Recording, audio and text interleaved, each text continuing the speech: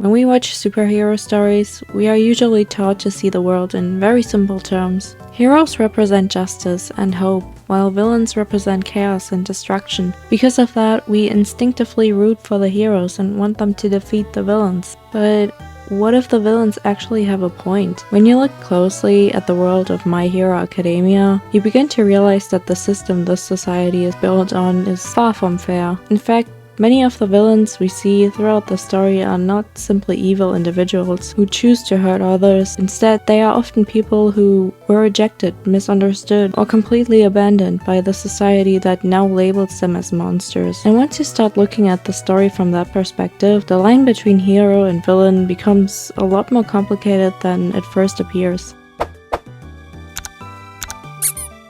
The society in My Hero Academia revolves around one central concept. Quirks are special abilities that most people are born with. They can range from small or almost useless powers all the way to abilities that are powerful enough to change the course of the entire battle. Some people can control fire, some can generate explosions, and others have physical mutations that permanently change their appearance. At first glance, this world sounds like a dream. The idea of living in a society where people have superpowers is exciting. Many people would imagine that such a world would be full of opportunity and adventure, especially with professional heroes protecting civilians and maintaining order. However, the existence of quirks also creates an entirely new form of inequality. In this world, the ability someone is born with does not simply determine what they can do physically. It also strongly influences how society perceives them, what opportunities they receive, and whether they are considered trustworthy or dangerous. Someone who is born with a flashy and powerful quirk might immediately be encouraged to pursue a career as a hero.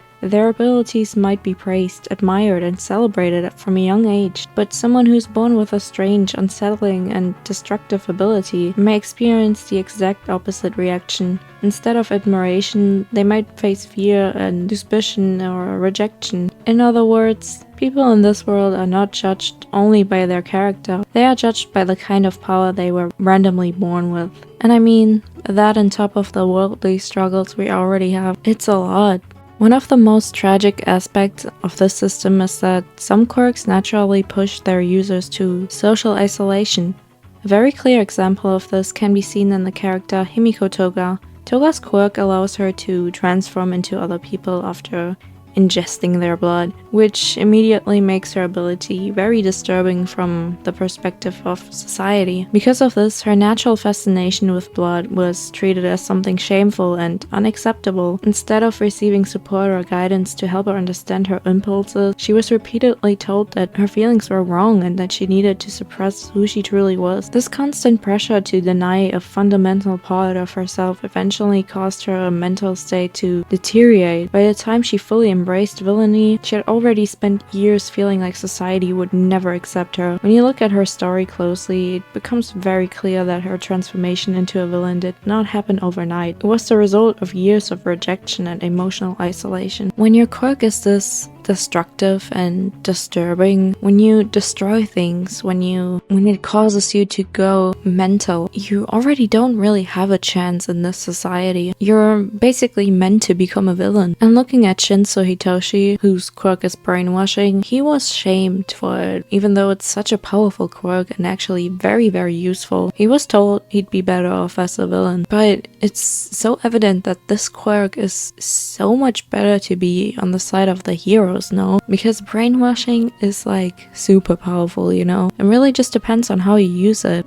Another major issue in the world of My Hero Academia is the structure of hero society itself. Professional heroes are not simply protectors of the public, they are also celebrities who operate within a highly competitive system where popularity, rankings, and public image are a major role in their careers. Heroes are ranked based on their achievements and the public's perception on them, which creates an environment where reputation becomes extremely important. This aspect of the system is heavily criticized by the villain Stain, who believes that many heroes have lost the sight of what it truly means to be heroic. That's fine, I'll open your eyes, heroes.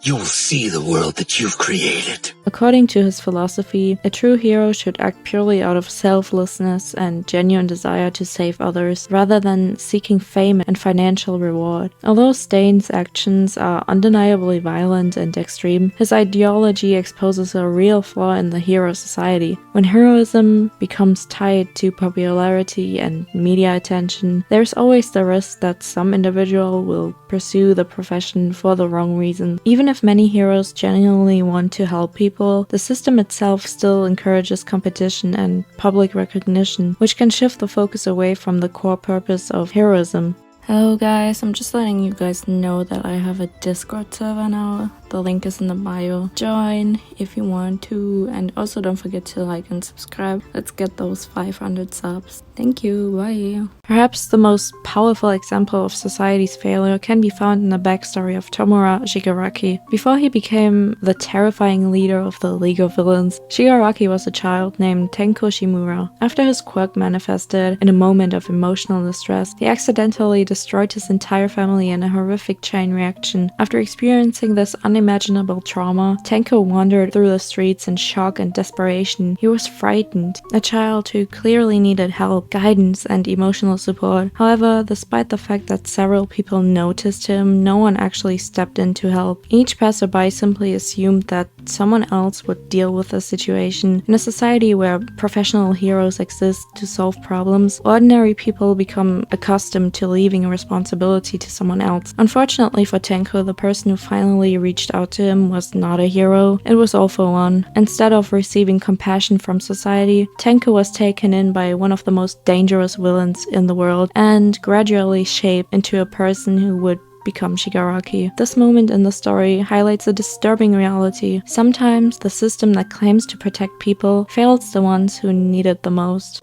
Unlike other abilities that can be activated or turned off, mutation quirks permanently change a person's physical appearance. Some people might develop animal features, usually skin textures, or other traits that make them look very different from the average person. In theory, a society that is already used to superpowers should not have a problem accepting people who look different. However, the reality in this series suggests something very different. While some characters with mutation-type quirks are accepted, many others experience prejudice simply because of the way they look. Spinner was born with a reptile-like appearance due to his quirk. Because of this, he spent most of his life being treated as an outsider. Instead of being accepted by the community around him, he faced discrimination and isolation simply because of his appearance and because it made people uncomfortable. His discrimination does not come from villains or criminals. It came from ordinary people who saw him as strange or unsettling and decided that he did not belong. As a result, Spinner spent most of his life being invisible and purposeless. He felt alone and isolated. Spinner believed that the hero system was fundamentally flawed and that society had become hypocritical, claiming to value justice while still allowing discrimination and inequality to exist. This is why Spinner was such a fan of Stain. When he joined the League of Villains, it was not because he simply wanted to cause destruction. Instead, it was because the League gave him something he had never truly experienced before, a sense of belonging. The same belonging that Twice felt when he was in the group of the League of Villains. Because Twice was also very lonely, but the difference was that his quirk allowed him to not be lonely anymore because he could just create more versions of himself. But that backfired and he just became insane. But the League of Villains can look past that. Every outcast is welcome. So even the people who face real life struggles such as Big Sis Meg, who is a transsexual woman, she does face discrimination, and in the League of Villains she's completely accepted. Another tragic example of how the system can break people can be seen in the story of Darby.